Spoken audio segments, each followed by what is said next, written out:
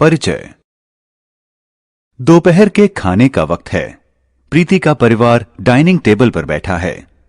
प्रीति अपनी प्लेट पर नजर डालकर भौहें चढ़ाती है। उसकी मां ने पालक की सब्जी बनाई है, लेकिन ये प्रीति को अच्छी नहीं लगती।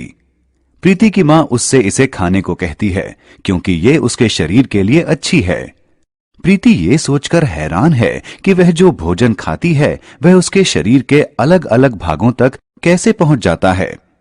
इस पाठ में हम ऑक्सीजन, पोषक तत्वों और अपशिष्ट पदार्थों के शरीर के एक भाग से दूसरे भाग तक पहुंचने की प्रक्रिया पर चर्चा करेंगे।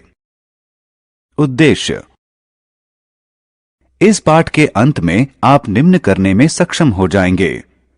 रक्त के घटकों की सूची बनाना, रक्त वाहिकाओं के विभिन्न प्रकारों की व्याख्या करना, हृदय की बनावट की व्याख्या करना, हृदय के कामकाज के बारे में बताना, दिल की धड़कन और दिल की गति की व्याख्या करना, निष्पादन प्रणाली के कामकाज को समझना। रक्त। राहुल ने अपने स्कूल में 100 मीटर की दौड़ में हिस्सा लिया। दौड़ते समय वह गिर गया और उसे चोट लग गई। घाव से कुछ देर तक रक्त निकला और फिर जम गया। ये देखकर उसे उत्सुकता हुई। वह जानना चाहता है कि ऐसा कैसे हुआ। रक्त एक तरल पदार्थ है जो हमारे जिंदा रहने के लिए आवश्यक है। यह ऑक्सीजन तथा पोषक तत्वों को शरीर के अंगों तक पहुंचाता है। यह अपशिष्ट पदार्थों को शरीर के अंगों से बाहर निकालने के लिए भी अपने साथ ले जाता है।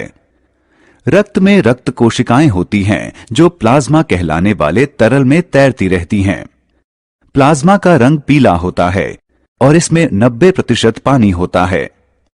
पानी के अतिरिक्त प्लाज्मा में हार्मोन, प्रोटीन, ग्लूकोज और कार्बन डाइऑक्साइड भी होते हैं। रक्त कोशिकाएं 3 प्रकार की होती हैं। लाल रक्त कोशिकाएं यानी आरबीसी, श्वेत रक्त कोशिकाएं यानी डब्ल्यूबीसी और पट्टिकाणु यानी प्लेटलेट्स। आरबीसी को एरिथ्रोसाइट्स भी कहते हैं। इनका आकार किसी तश्तरी जैसा होता है। इनमें हीमोग्लोबिन नाम का एक प्रोटीन होता है जिसमें लौह की अधिकता होती है और इसी से रक्त को उसका लाल रंग मिलता है। हीमोग्लोबिन शरीर के विभिन्न हिस्सों तक ऑक्सीजन को पहुंचाता है। डब्ल्यूबीसी को ल्यूकोसाइट्स भी कहा जाता है। इनका आकार अलग अलग होता है। ये शरीर में दाखिल होने वाले जीवाणुओं और विषाणुओं से जूझने के लिए एंटीबॉडीज को उत्पन्न करते हैं। पट्टिकाणु यानी प्लेटलेट्स को थ्रोम्बोसाइट्स भी कहा जाता है। इनका आकार अंडे जैसा होता है। इनसे रक्त के थक्के बनने में मदद मिलती है। रक्त वाहिनियां, धमनियां और शिराएं या नसें। एक बार जब रोहित बीमार हुआ तो डॉक्टर ने उसके रक्त की जांच कराने को कहा। जिस टेक्नीशियन को उसके रक्त का नमूना लेना था उसने पहले एक खास तरह की रक्त वाहिनी को ढूंढा ताकि उसमें सुई लगाकर रक्त ले सकें। तो क्या रक्त वाहिनियां भी अलग अलग प्रकार की होती हैं? जी हां, हमारे शरीर में 3 तरह की रक्त वाहिनियां होती हैं। धमनियां, शिराएं और केशिकाएं या बेहद बारीक नसें। धमनियां मोटी दीवारों वाली रक्त वाहिनियां होती हैं। वे ऑक्सीजन युक्त रक्त को हृदय से शरीर के अन्य सभी अंगों तक ले जाती हैं। धमनियां भी 2 प्रकार की होती हैं। प्रणालीगत धमनियां, ये ऑक्सीजन युक्त रक्त को हृदय से शरीर के दूसरे अंगों तक ले जाती हैं। फुफ्फुस धमनियां, ये ऑक्सीजन रहित रक्त को हृदय से फेफड़ों तक ले जाती हैं। शिराएं पतली दीवारों वाली रक्तवाहिकाएं होती हैं। ये त्वचा के निकट होती हैं। ये ऑक्सीजन विहीन रक्त को शरीर के विभिन्न हिस्सों से हृदय तक ले जाती हैं। अधिकतर शिराओं में शिरा परक वाल्व यानी वीनस वाल्व होते हैं जो ये सुनिश्चित करते हैं कि रक्त केवल हृदय की ओर ही प्रवाहित हो। ये वाल्व रक्त को वापस बहने से रोकते हैं। इन शिराओं में रक्त का दबाव धमनियों से कम होता है। शिराएं 2 प्रकार की होती हैं। प्रणालीगत शिराएं, ये ऑक्सीजन विहीन रक्त को शरीर के विभिन्न हिस्सों से हृदय की ओर ले जाती हैं। फुफ्फुस शिराएं, ये ऑक्सीजन युक्त रक्त को फेफड़ों से हृदय की ओर ले जाती हैं। रक्तवाहिनियां, केशिकाएं या बेहद बारीक नसें, धमनियां और छोटी रक्तवाहिनियों में विभक्त हो जाती हैं, जिन्हें रोहिणिका यानी आर्टेरियोल कहते हैं, और ये भी आगे बढ़कर केशिकाएं बन जाती हैं।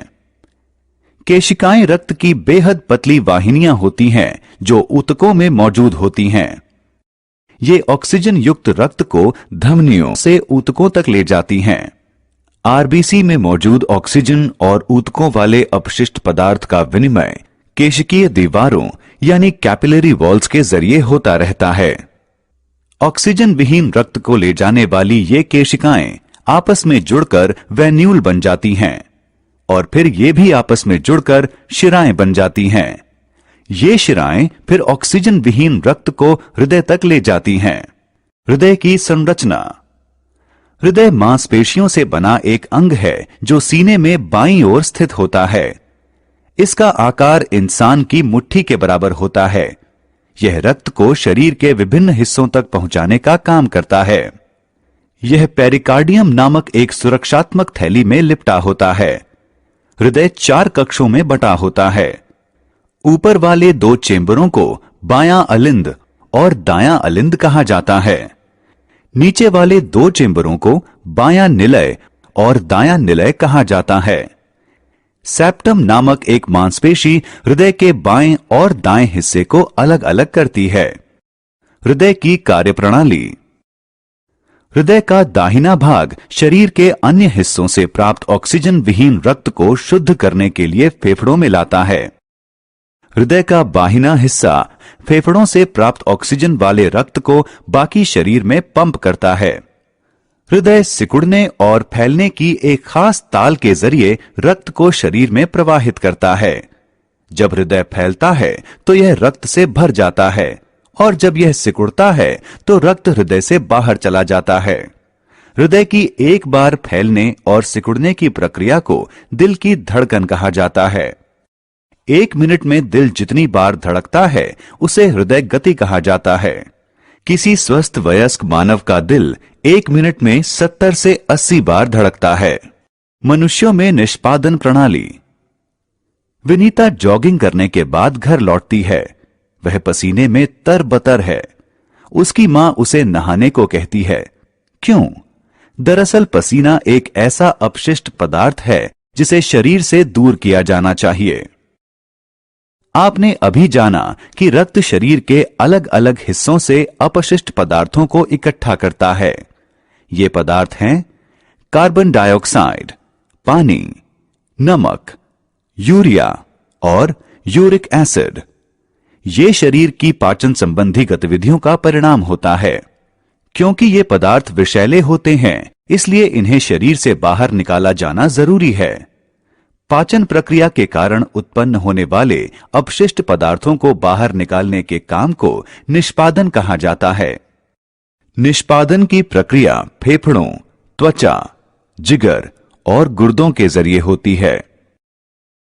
सांस छोड़ने की क्रिया के दौरान फेफड़े शरीर से कार्बन डाइऑक्साइड को बाहर निकालते हैं। त्वचा पसीने के रूप में अतिरिक्त पानी, नमक, यूरिया और यूरिक एसिड को शरीर से बाहर निकालती है। जिगर रसायनों को रक्त से अलग करता है। यह बाइल नामक एक तरल छोड़ता है जो अपने साथ जिगर से निकलने वाले अपशिष्ट पदार्थ को आंत में पहुंचा देता है। गुर्दे सेम के आकार के होते हैं और ये 2 होते हैं। ये शरीर के विभिन्न हिस्सों से आने वाले रक्त को साफ करते हैं। इस प्रक्रिया के दौरान उपयोगी चीजें फिर से रक्त में अवशोषित हो जाती हैं और अपशिष्ट पदार्थ पेशाब के रूप में बाहर निकल जाते हैं। मूत्र मूत्रवाहिनी के जरिए मूत्राशय में पहुंचता है। यह मूत्राशय में जमा होता है और मूत्रा मार्ग यानी यूरेथ्रा नाम की एक मांसल ट्यूब के छोर पर मौजूद छिद्र यानी मूत्रा रंध्र के जरिए बाहर निकल जाता है। सारांश। आइए हमने जो कुछ सीखा है उसे संक्षेप में दोहराएं। रक्त में रक्त कोशिकाएं होती हैं जो प्लाज्मा नामक एक तरल में तैरती रहती हैं। रक्त कोशिकाएं 3 प्रकार की होती हैं। लाल रक्त कोशिकाएं यानी आरबीसी, श्वेत रक्त कोशिकाएं यानी डब्ल्यूबीसी और पट्टिकाणु। हमारे शरीर में 3 तरह की रक्त वाहिकाएं होती हैं, धमनियां, शिराएं और केशिकाएं या बेहद बारीक नसें। धमनियां ऑक्सीजन युक्त रक्त को हृदय से शरीर के अन्य भागों तक पहुंचाती हैं। शिराएं ऑक्सीजन विहीन रक्त को शरीर के विभिन्न हिस्सों से हृदय तक पहुंचाती हैं। हृदय मांसपेशियों से बना एक अंग है जो रक्त को शरीर के विभिन्न हिस्सों तक पहुंचाता है। हृदय की एक बार फैलने और सिकुड़ने की प्रक्रिया को दिल की धड़कन कहा जाता है। जब हृदय फैलता है तो वह रक्त से भर जाता है और जब हृदय सिकुड़ता है तो यह रक्त बाहर निकल जाता है। निष्पादन की प्रक्रिया फेफड़ों, त्वचा, जिगर और गुर्दों के जरिए होती है। गुर्दे रक्त को छानते हैं और अपशिष्ट पदार्थ को मूत्र के रूप में अलग कर देते हैं।